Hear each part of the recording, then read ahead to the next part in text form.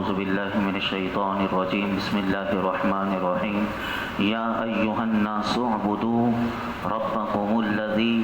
خلقكم والذین من قبلكم لعلكم تتقون الذي جعل لكم الأرض فراشا والسماء بناء وأنزل من السماء ماء فأخرج به من الثمرات رزقا لكم فلا تجعلوا لله أندادا وأنتم تعلمون۔ اے لوگو، اپنے رب کی عبادت کرو جس نے تمہیں اور تم سے پہلے لوگوں کو پیدا کیا، یہ امید کرتے ہوئے عبادت کرو کہ تمہیں پرہیزگاری ملے۔ جس نے تمہارے لیے زمین کو بچھونا بنایا اور آسمان کو چھت بنایا، اور اس نے آسمان سے پانی اتارا، پھر اس پانی کے ذریعے تمہارے کھانے کے لیے کئی پھل پیدا کیے، تم جان بوجھ کر اللہ کا شریک نہ بناؤ۔ دو آیت مبارکہ سنی اور اس کا ترجمہ آپ نے سماعت کیا۔ اس کی تفسیر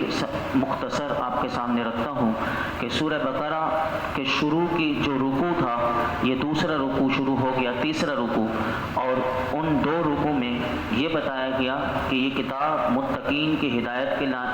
کے لیے نازل ہوئی، اور پھر متقین کے اللہ تعالیٰ نے اوصاف ذکر فرمائے، اور پھر اس کے بعد ان لوگوں کا ذکر کیا کہ جو اس سے منحرف ہونے والے فرقوں کا اور ان کے احوال کا آپ نے ذکر سنا، اور پھر بتایا گیا کہ سعادت مند انسان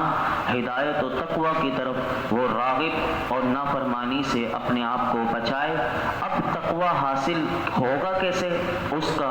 طریقہ بتایا جا رہا ہے کہ وہ تقوی حاصل کرنے کا طریقہ یہ ہے کہ وہ تقوی عبادت اور اطاعت الہی کے ذریعے حاصل ہوگا۔ یا ایھا الناس کے ذریعے تمام لوگوں سے یہ خطاب کیا گیا اور بتایا گیا کہ انسانی شرافت اسی میں ہے کہ آدمی تقوی حاصل کرے اور اللہ کا بندہ بنے۔ تقوی حاصل کرے اور اللہ کا بندہ بنے، یہ دو چیزیں حاصل ہو جائیں، گویا کہ اس نے انسانی شرافت کو حاصل کر لیا۔ اور کوئی اللہ کا بندہ بھی نہیں بنتا اور تقوی بھی حاصل نہیں کرتا تو گویا کہ وہ اپنے آپ کو انسانی شرافت سے بھی دور کر رہا ہے۔ تو یہ بات اس میں بتائی گئی۔ عبادت کسے کہتے ہیں؟ جیسے آپ نے ایمان کی تعریف سنی، کفر کی تعریف سنی، عبادت کی بھی تعریف ذہن میں رکھیے گا۔ عبادت کہتے ہیں اس انتہائی تعظیم کا نام ہے کہ جو بندہ اپنی عبدیت یعنی بندہ ہونے کا اور معبود کی الوہیت یعنی اس کے معبود ہونے کے اعتقاد اور اعتراف کے ساتھ اس کو بجا لائے۔ تو یہاں جو عبادت توحید کے علاوہ اپنی تمام قسموں کو شامل ہے۔ اب کوئی کہے کہ کافر کو کیسے عبادت کا کہا جائے گا، تو یاد رکھیے کہ یہ جو یا ایھا الناس ہے، اب اس میں کافر کے لیے کیا خطاب ہے؟ تو علماء نے فرمایا کافر کو عبادت کا جو حکم ہے وہ اس معنی میں ہے کہ سب سے بنیادی عبادت کافر کی یہ ہے کہ وہ پہلے ایمان لائے، یعنی وہ ایمان لائے، یہ اس کی بنیادی عبادت ہے، اور ایمان لانے کے بعد پھر وہ دیگر احکام بجا لائے۔ لعلکم تتقون جو پہلی آیت آپ نے سنی، اس میں جو لعلکم تتقون جو فرمایا گیا، اس سے بتایا گیا کہ جو عبادت کرے گا، جو بھی اللہ کا عابد بنے گا یعنی عبادت کرنے والا ہوگا، اس کا فائدہ اسی عبادت کرنے والے کو ملے گا۔ کوئی یہ نہ سوچے کہ اس کا فائدہ اللہ کو ملے گا۔ یاد رکھیے گا لعلکم تتقون اللہ نے فرما کے بتا دیا کہ یہ فائدہ بھی تمہیں ہی ملے گا، عبادت تم کرو گے اس کا فائدہ بھی تمہیں ملے گا۔ کیا فائدہ ملے گا؟ فرمایا تمہیں پرہیزگاری ملے گی، تمہیں پاکیزگی ملے گی، اور تقوی کی دولت تمہیں عبادت کے ذریعے ملے گی، جبکہ اللہ رب العالمین اس سے پاک ہے کہ اس کی عبادت یا کسی اور چیز سے اس کو نفع حاصل ہو، بلکہ وہ انسان کو فائدہ دیتا ہے۔ دوسری آیت مبارکہ میں ہمیں چند باتوں کی طرف توجہ دلائی گئی، جو الذی جعل لکم الارض فراشا، اس میں یہ بتایا گیا کہ سب سے پہلے یہ بتایا گیا کہ مخلوق کو عدم سے وجود میں لانا، آسمان اور زمین کا پیدا کرنا، آسمان اور زمین سے پھر اللہ کا مخلوق کو رزق مہیا کرنا، اور پھر فرمایا آسمان سے بارش اتارنا اور زمین سے نباتات کو اگانا۔ فرمایا جب آدمی ان تمام چیزوں پر غور کرے کہ یہ کائنات اللہ نے بنائی، زمین کو کیسے بنایا، آسمان کو بغیر ستون کے کیسے بنا دیا، اور یہ تمام نعمتوں کا یہ 2 آیتوں میں ذکر کر کے علماء فرماتے ہیں، مفسرین فرماتے ہیں کہ ان 2 آیتوں سے یہ پتہ چلتا ہے کہ آدمی کی زندگی کا ایک ایک لمحہ، ایک ایک پل اگر وہ غور کرے تو اسے پتہ چلے کہ میرا ایک ایک لمحہ، ایک ایک پل اللہ کی نعمتوں میں ڈوبا ہوا ہے۔ یعنی ایک ایک لمحہ ہمارا اگر بندہ غور تو کرے یہ تمام چیزوں کو دیکھ کر تو پتہ چلا کہ اللہ کی نعمتوں میں ڈوبا ہوا ہے، تو اس مالک حقیقی کو چھوڑ کر کسی اور کا عبادت گزار بننا، کسی اور کا شکر گزار بننا، یہ گویا کہ اللہ کی سب سے بڑی ناشکری ہے۔ آج لوگ ان لوگوں کے احسان مند ہوتے ہیں کہ جو کسی کی مدد کر دے، لیکن ساری کائنات کو جو سب کچھ دے رہا ہے، کسی کے دل میں تمہیں دینے کے لیے بھی محبت جس رب نے پیدا کی، بندے کو اس رب کا سب سے زیادہ شکر گزار ہونا چاہیے، لیکن ہم اس کو چھوڑ کر آج مسجدیں کیوں ویران ہیں؟ اسی لیے ویران ہیں کہ بندہ اللہ کی ناشکری کر رہا ہے، اور اس کو تو کتنا شکر کرنا چاہیے کہ اس کا کرم دیکھیے، اس کے محبوب کے صدقے میں ہمیں 5 وقت، اور اس کا ڈیوریشن اگر ہم دیکھیں تو 1.25 گھنٹہ بنتا ہے، یعنی 5 نمازوں کا اگر پورا ٹائم دیکھیں تو 1.25 گھنٹہ 1.5 گھنٹہ بنتا ہے۔ تو بندہ 24 گھنٹے میں سے 1.5 گھنٹہ اپنے رب کے لیے نہ نکالے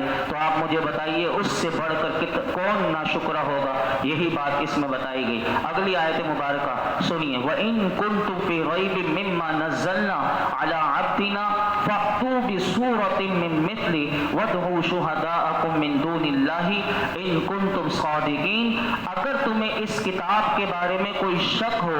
جو ہم نے اپنے خاص بندے پر نازل کی ہے تو تم اس جیسی اور صورت بنا لاؤ، تو اس جیسی ایک صورت بنا لاؤ، اور اللہ کے علاوہ اپنے سب مددگاروں کو بلا لو اگر تم سچے ہو۔ اس آیت مبارکہ میں یہ بتایا گیا کہ اللہ کی قدرت اور اس کی وحدانیت کا یہاں پر بیان ہو رہا ہے اس آیت مبارکہ میں، کہ نبی پاک صلی اللہ علیہ وسلم کی نبوت اور قرآن کریم کے بارے میں بتایا جا رہا ہے کہ یہ قرآن کریم اللہ کی بے مثل کتاب ہے، اور اس کی بے مثل ہونے پر دلیل بتائی جا رہی ہے کہ اگر کوئی طالب صادق ہے، اگر اس قرآن کو جاننا چاہتا ہے کہ یہ کتنا سچ ہے، اس کو یہ آیت مبارکہ اس کو تسلی دے رہی ہے اور اس کو اطمینان بخشتی ہے۔ کس طرح کہ تو اس قرآن کو یہ آیت مبارکہ بتاتی ہے کہ اس قرآن کی سب سے بڑی عظمت کی دلیل محمد مصطفیٰ صلی اللہ علیہ وسلم ہے، اور محمد مصطفیٰ صلی اللہ علیہ وسلم کی عظمت کی سب سے بڑی دلیل یہ قرآن حکیم ہے۔ یہ اس آیت سے پتہ چل رہا ہے، اور اس رکوع میں بہت ساری باتیں بتائی گئی کہ اس قرآن کو اور قیامت تک آنے والے کوئی بھی ہو ان تمام کو یہ آیت مبارکہ چیلنج کر رہی ہے کہ یہ قرآن پاک بے مثل ہے۔ اگر اس جیسی اگر کوئی یہ سمجھتا ہے کہ یہ حضور نے خود بنا لیا اور یہ حضور کی کتاب ہے اور حضور نے ہی اسے بیان کیا ہے، یہ کوئی اللہ کی کتاب نہیں، تو یہ آیت اتنی بڑی دلیل ہے حضور کی نبوت کی بھی اور اس قرآن کی بھی سب سے بڑی دلیل ہے کہ جو یہ بتا رہی ہے کہ اگر کوئی یہ سمجھتا ہے کہ اس کو شک ہے کہ یہ قرآن نہیں، تو یہ قرآن کہتی ہے، یہ قرآن بیان کر رہا ہے کہ ایک سورت ہی 3 آیتوں والی، جیسے انا اعطیناک الکوثر فصلی لربک وانحر ان شانئک ھو الابتر، یہ کتنی معمولی صورت ہے۔ قرآن کہتا ہے اتنی ہی تم بنا کر لے کر آ جاؤ، قیامت تک کے لوگوں کو چیلنج ہے، اب کوئی بنا بھی نہیں سکتا، تو یہی قرآن کی سب سے بڑی عظمت کی دلیل ہے۔ علماء نے بہت ساری وجوہات بیان کی ہیں، میں صرف آپ کے سامنے 3 وجہ جو مفسرین نے بڑی وہ جو انتہائی آسان اور جو سب سے بڑی دلیل کے طور پر ہمیں سمجھنے کے لیے ہے وہ دیکھیے، وہ 3۔ نمبر 1 اس کی وجوہات میں سے پہلی وجہ،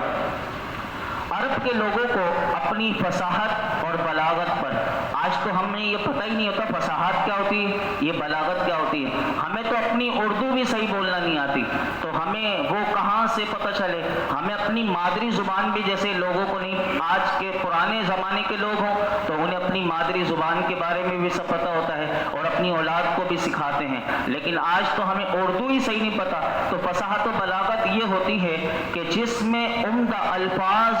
بولنے والے چھوٹے اور بڑے جملوں کو بڑی فصاحت سے تیار کر کے اور تھوڑے کلام میں کر لینے کو تصرف حاصل ہو، یعنی وہ زبان کے پورے ماہر ہوں، اس کو کہتے ہیں فصاحت و بلاغت ان کے پاس ہو، اور بڑے عمدہ انداز میں بیان کر کے اس وقت ان لوگوں کا ڈنکا بج رہا تھا، عرب کے لوگوں کو جن کو اپنی فصاحت و بلاغت، اور بڑے بڑے شعراء ان لوگوں میں تھے۔ اس وقت قرآن حکیم نازل ہوا اور اس وقت قرآن حکیم نے ان لوگوں کو عاجز کر دیا، کفار کو، کہ اگر تمہیں اپنی زبان پر بڑا ناز ہے، تم یہ سمجھتے ہو ہم بڑے بڑے قصیدے لکھ لیتے ہیں، تو قرآن کی ایک چھوٹی سی سورت کو بنا کر لے کر آ جاؤ۔ اس وقت اس قرآن کی فصاحت و بلاغت کے سامنے اہل عرب کی عقل حیران ہو گئی اور اس کی مثل لانے سے وہ عاجز ہو گئے، اور اب بھی کیا، قیامت تک بھی کوئی نہیں لا سکتا۔ تو یہ قرآن کی سب سے بڑی دلیل۔ نمبر 2، علماء فرماتے ہیں تلاوت قرآن کی تاثیر دیکھو کہ قرآن حکیم کے بے مثل ہونے کی ایک دلیل یہ بھی ہے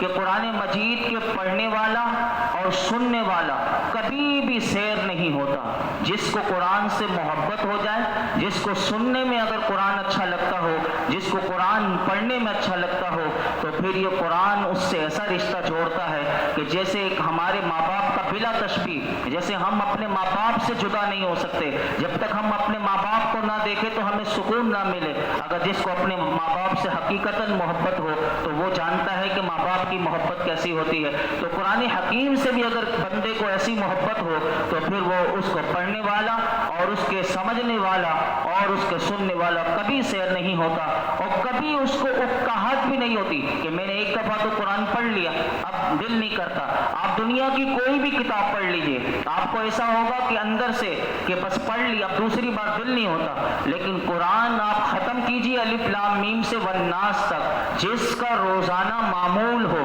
آپ یقین سے اس سے کسی سے بھی پوچھ لیجئے تو وہ کہے گا ابھی ختم کیا، ایسا لگتا ہے دوبارہ جلدی سے شروع کر دوں۔ یہ قرآن کی سب سے بڑی دلیل ہے، یہ اللہ کے پاک کلام کی سب سے بڑی دلیل ہے کہ اس سے کوئی اکتاتا نہیں، اور اس کی محبت دن بدن بڑھتی چلی جائے گی۔ اور اسی طرح حضرت علی رضی اللہ تعالیٰ عنہ کیا فرماتے ہیں کہ نبی کریم صلی اللہ علیہ وسلم کی حدیث مبارکہ ہے، قرآن وہ ہے، حضور فرماتے ہیں جس کی برکت سے خواہشات بگڑتی نہیں۔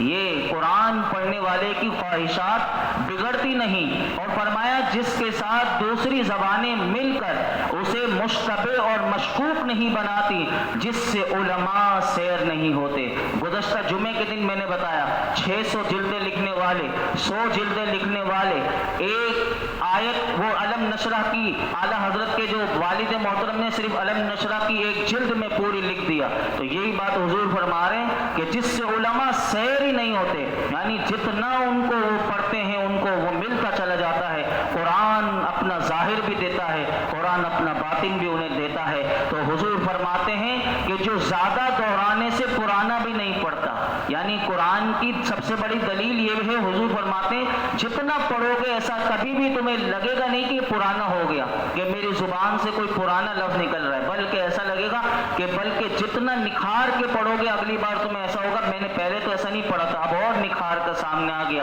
اور فرمایا، حضور فرماتے ہیں جس کے عجائبات ختم نہیں ہوتے۔ آج قرآن سے کیا کچھ نہیں ملتا، آج قرآن سے وہ شفائیں بھی ملتی ہیں، لیکن یہی ان چیزوں کو ہم نے چھوڑ دیا۔ تیسری وجہ، سب سے بڑی دلیل جو کے طور پر علماء فرماتے ہیں کہ قرآن حکیم میں مستقبل کے بارے میں جتنی خبریں دی گئی ہیں وہ تمام کی تمام پوری ہو رہی ہیں اور قیامت تک پوری ہوتی رہیں گی۔ اس میں سے جب میرے حضور کے زمانے میں ہی حضور نے بتا دیا کہ قرآن کی سب سے بڑی دلیل یہ تھی کہ اس وقت ایرانیوں پر غالب آئیں گے، رومی لوگ ایرانیوں پر غالب آئیں گے، تو جو حضور نے کئی سال سال پہلے یہ اس کی بشارت قرآن حکیم کی دے دی تھی اور یہی ہوا کہ رومی ایرانیوں پر غالب آئے۔ آج بھی قرآن میں جس بارے میں جو کچھ مستقبل کے بارے میں بتایا گیا وہ 100% پورا ہوگا، اور یہی بات اس میں بتائی گئی۔ یہ 3 آیتیں آج میں نے آپ کے سامنے رکھی